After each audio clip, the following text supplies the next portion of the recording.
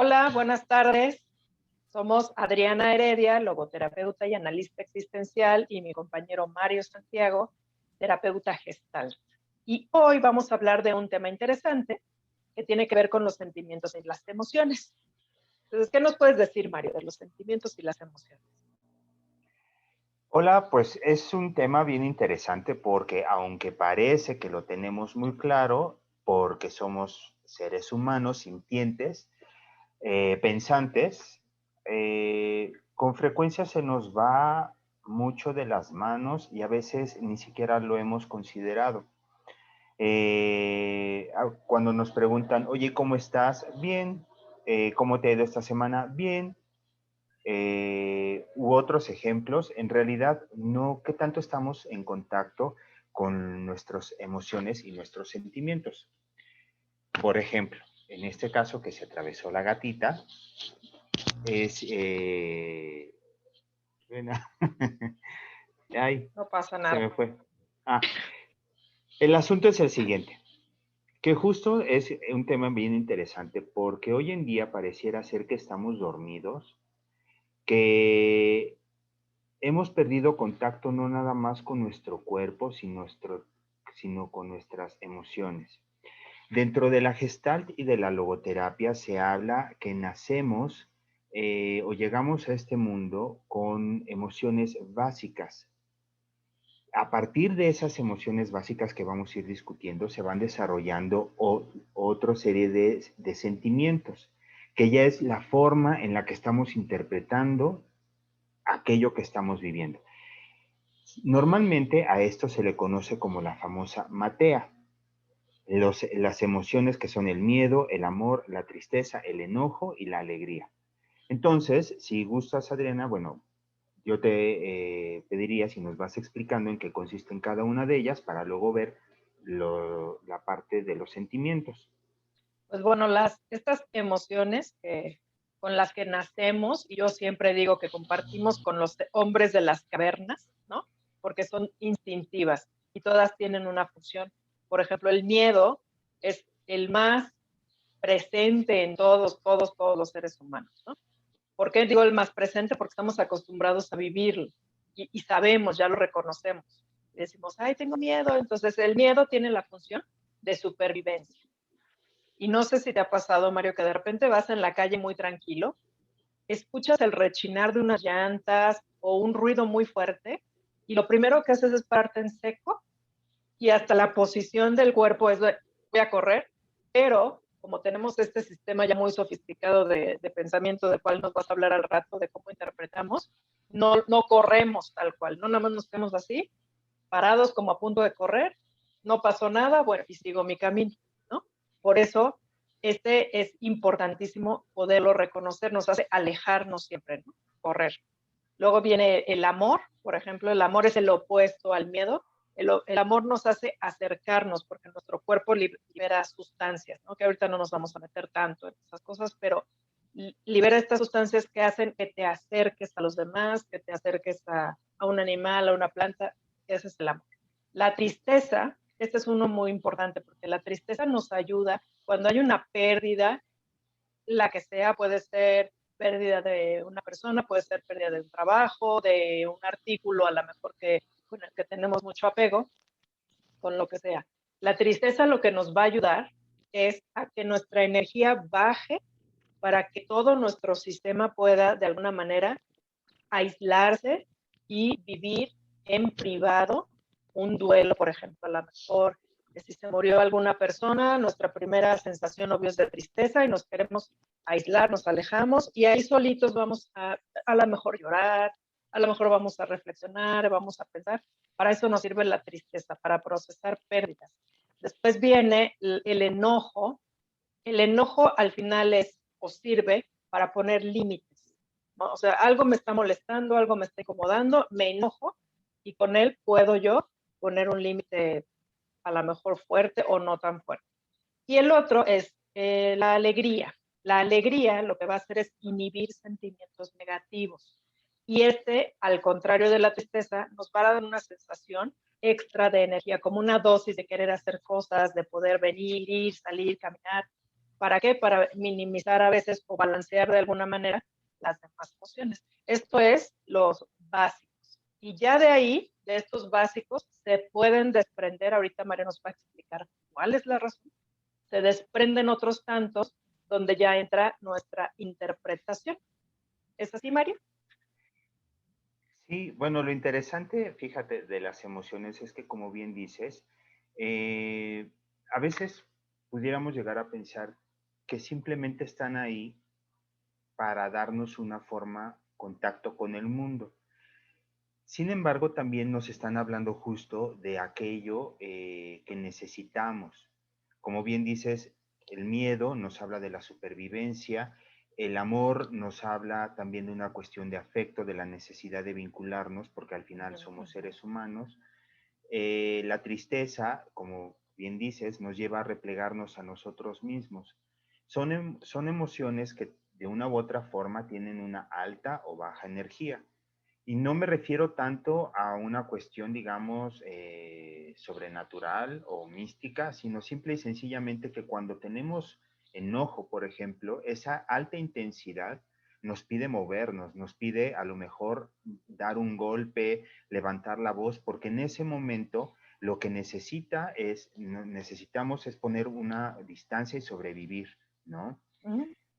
A veces pensamos que estas emociones son además de alta intensidad, de larga duración, porque cuando estamos enojados podemos decir, es que ya lleva 2 horas enojado, pero en realidad, por ejemplo, la mayoría de los casos, son minutos.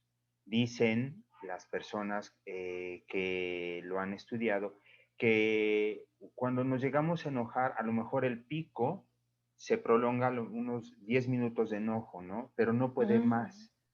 O igual la alegría, podemos estar alegres, pero no podemos mantenernos en ese pico porque al final del día tanto el exceso de amor como el exceso de alegría como el exceso de tristeza pueden ser perjudiciales para nosotros. Sí, al Por eso a final te veces, llevan a algo, ¿no? A permanecer en situaciones que a lo mejor ya no son tan sanas para ti. Al final esto que decías, las emociones son rápidas, o sea, se sienten rápido, ¿no? Como espontánea, salen, pero no se quedan ahí. Ya cuando se quedan ahí, imagino, es porque hay una interpretación diferente o una, no sé, tú me dirás. y es que ahí, por ejemplo, justo entra la otra parte, la interpretación, que es donde comenzamos a hablar ya de los sentimientos, ¿no? Por ejemplo, cuando hablamos de que estás con el sentimiento para empezar, por ejemplo, me siento alegre. Bueno, esa alegría también tiene, como decíamos, un momento de duración. Sin embargo, ya cuando viene la interpretación y todo, puedo decir, mi alegría se convierte en satisfacción. Es un sentimiento de estar satisfecho, de que hice algo bien, o puede ser una cuestión de esperanza, un sentimiento de esperanza. Ahí, por ejemplo, es donde ya comenzamos con un vocabulario más específico, Extenso. más extenso a describir lo que estamos viviendo en ese momento. Por Así. eso también es bien importante en esta cuestión de aprender a conocernos el desarrollo y la adquisición del vocabulario emocional, porque a veces nada más nos quedamos con las emociones Con el básicas. bien, ¿no? Como dices, bien, ¿cómo te sientes bien? Bien, Mal, mal, y triste, ahí, estoy enojado. Sin embargo, hay toda una gama de posibilidades para la emoción de la alegría, por ejemplo, entre el satisfecho, el esperanzado, el emocionado, el, no sé, el estar eufórico, ¿no? Son varias palabras que ya me están describiendo o van dando varios tonos para la emoción de la alegría. Y por ejemplo, aquí dentro de la Gestalt también lo que se habla es que tanto las emociones como los sentimientos están hablando de necesidades personales. Si yo, por ejemplo, eh, soy una persona que tiene la propensión a estar enojado, bueno, al final del día no es nada más la emoción, sino qué necesidad tendría yo que estar resolviendo que me está generando esa emoción del enojo, ¿no? así es. es interesante reflexionar en nuestras emociones y sentimientos como puertas de entrada a nuestras emociones de desarrollo. Ujú. Yo, por ejemplo, ahorita les pediría, si ustedes quieren reflexionar, uno, ¿cuál es la emoción básica que está en su vida? ¿Cuál es el sentimiento con el que ustedes describirían, no nada más el enojo, no nada más la tristeza, no nada más, estaba pensando a lo mejor, por ejemplo, yo puedo decir que soy una persona triste, bueno, que tengo la emoción de la tristeza, pero está acompañada de un sentimiento de desencanto, que ya es como una cuestión más elaborada, una forma de interpretación. ¿Qué entonces estaría yo necesitando satisfacer para mí para poder dejar de lado el desencanto? Y lo mismo, ¿no? Porque al final del día, conforme vamos aprendiendo no nada más lo que sentimos, sino ese vocabulario emocional, también vamos ampliando nuestras fronteras o nuestras posibilidades de irnos moviendo por el mundo, ¿no? Así es. A veces es interesante cómo cuando las personas llegan a sesiones, comienzan a despertar el cuerpo y Ujú. comienzan a despertar las emociones. Lo que seguiría entonces, dentro de este enfoque que es la terapia gestal, es comenzar a poder ver aquello que necesitas resolver. Porque cuando llegan las personas, a veces llegamos tan contenidos, con ideas preconcebidas de que no debo sentir enojo, no debo Exacto. sentir tristeza. Por lo tanto, como no me lo permito sentir, no sé lo que necesito resolver. Sé que hay algo, pero no puedo ponerlo bien a bien qué es. Ujú. Y eso es interesante, ¿no? De este trabajo con las emociones y los sentimientos desde esta parte, porque vas a comenzar a despertar tu cuerpo, despertar, digámoslo así, tu corazón y comenzar a ponerlo en contacto también con tu razón. Así es. Eso es, no sé tú qué opinas. Sí, al final también está esta parte donde lo que decías, al no estar acostumbrados por creencia, por cultura, por mil cosas, no estar acostumbrados a expresar con palabras, ¿no?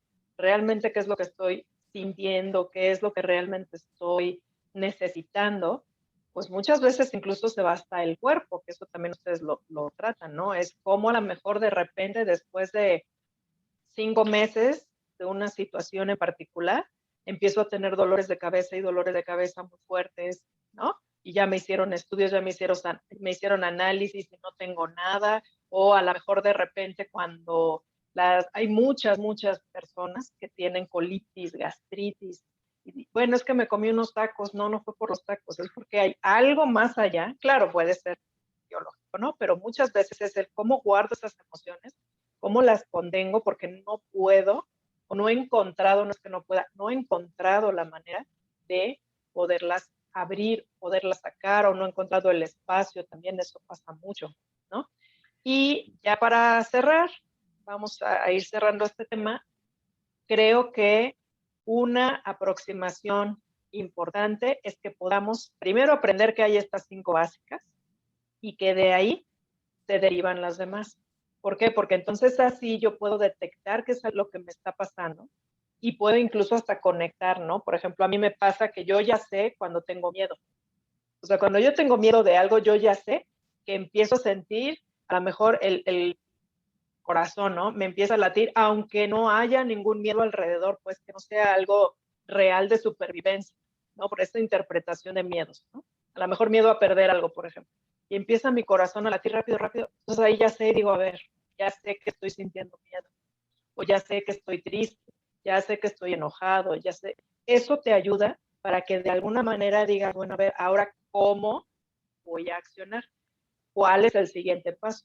Pero si yo nada más tengo la sensación, no sé de qué es la sensación, no sé qué me está pasando, no sé cuál es la emoción, muy difícilmente voy a poder moverme de ese espacio. Me voy a seguir quedando con la sensación, me voy a seguir quedando con la incomodidad tanto del cuerpo como de pensamiento, porque a veces también me ha tocado ya, ya para cerrar, me ha tocado que hay muchos pacientes que de repente me dicen, es que no sé qué me pasa, Pero ya en los relatos, cuando empiezan a abrir su espacio, ahí se dan cuenta de cuáles son las emociones que son las que están de alguna manera ayudándolos, ¿no? A detectar algo, como tú dices. Algo te está diciendo, para algo está ahí, y lo único que hay que hacer cuando las descubrimos es poderlos abrazar, decir, sí, miedo, ya sé que estás aquí, sí, tristeza, ya sé que estás aquí, para algo estás. Y bueno, Mario, pues no sé si tengas algo más que agregar a este tema que me pareció interesante. Sí, que como bien dices, cada uno de nosotros tenemos contacto con una emoción. Habrá quienes contacten más con su tristeza luego, más, en mi caso, por ejemplo, yo con el enojo, es mi emoción que está ahí y siempre ha estado. Y yo ya reconozco que con lo primero que voy a reaccionar es el enojo. La cuestión es, ahora ya sé que estás aquí, pero ¿qué puedo hacer contigo? ¿Qué puedo hacer conmigo? ¿No? De un modo más, digámoslo así, más adaptativo, más propositivo, antes de dejarme Ir, reaccionar y atrapar, exacto. ¿no? Y yo creo que al final, como bien dices, es comenzar a establecer ese primer contacto con el cuerpo, dónde está, cómo se manifiesta todo, porque la idea es, yo siempre lo digo, tratar de integrarnos más, porque a veces estamos muy desperdigados de Así es. nosotros mismos, y yo creo que da a veces, y lo reconozco, da miedo descubrirte como una persona enojona, iracunda, como en mi caso, hay personas que se decepcionan o se sienten más tristes de sentirse tristes porque tienen más contacto con la tristeza. Así es. Pero como bien dices, es comenzar esta aproximación más humana, quizá más cariñosa y aceptante para con uno mismo, ¿no? Sí. Partiendo de ello, de esto que sentimos. Y pues bueno, eso es con lo que a mí me gustaría cerrar y proponer que investiguen sus emociones y sus sentimientos. Pues hasta la próxima. Bye, que estén muy bien.